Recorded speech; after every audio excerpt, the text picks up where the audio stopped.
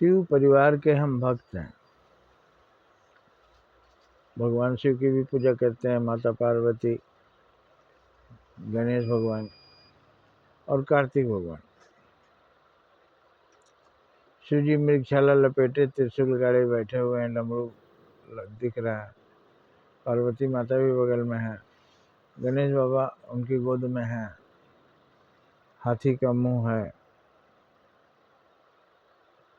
वो कार्तिक भगवान मोर पर सवार है। गणेश जी का सवारी चूहा है। ये सब का क्या मतलब है? देवताओं का तो शरीर होता ही नहीं। फिर हमारे शास्त्रों में इस तरह के शिव पार्वती पूरा परिवार कैसे दिखाया गया है? नंदी भी उस परिवार के अंग हैं। हम लोग भी, जो लोग साथ साथ रहते हैं, एक परिवार माने जाते हैं, वो लोग भी वहाँ साथ साथ रहते हैं।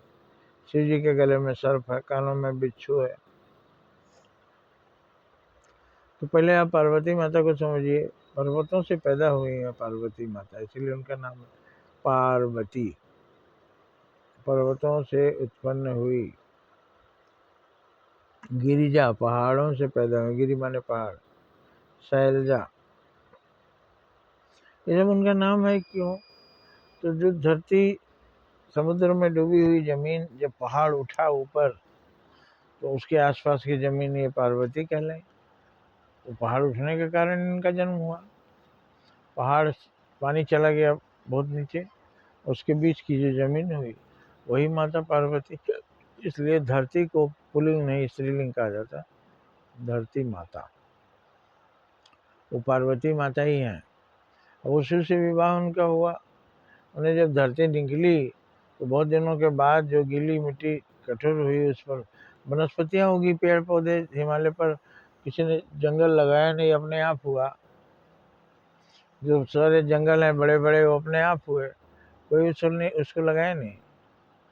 तो वो पेड़ धरती में से निकला।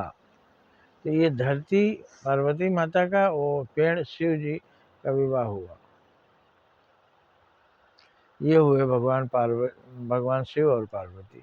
उनको गणेश पुत्र हुए। गणेश कौन है? ये भी देवता है, शरीर नहीं है, समझना है। तो पेड़ों से जो पत्ते इत्यादि गिरे जमीन पर, उससे सड़ करके जो जीवाश्म पैदा हुआ, जो उपजाऊ मिट्टी हुई, वही गणेश है। रिद्धि सिद्धि के दाता। देखने में कोई रूप नहीं, हाथी का सिर है, ठीक है। धरती उबड़ खाबड़ हाथी जैसी। तो ये पत्ते सड़ करके उपजाऊ मिट्टी बनी, ये हुए गणेश जी। किसके पुत्र हैं? पार्वती माता और शिव के पुत्र हैं। और जब हरियाली हुई तो पक्षी कूकने लगे, मोर घूमने लगे, जंगल में चहल पहल हो गई। वह कार्तिक भगवान। ये है चारों परिवार शिव जी का। अब आप समझ गए रूप क्यों बनाया गया है? आपको समझने के लिए बनाया गया है। पढ़ के समझिए, देख के समझिए, लेकिन असली में पार्वती माता, ये धरती माता ही है। जो हम पलंग से पैर नीचे रखने के बदले पहले प्रणाम करते हैं धरती माँ को। माँ, तुम्हारे ऊपर मैं पैर रख रहा हूँ, मुझे क्षमा करना। माँ तो खुश होती है, खेलो बेटा, हमारे सीने पर तुम हमारे बेटे हो। इस तरह से आप शिव परिवार समझ लीजिए। और गणेश भगवान वही उपजाऊ मिट्टी है, जो पत्तों के झड़ने से और मिट्टी के संजोग से बने।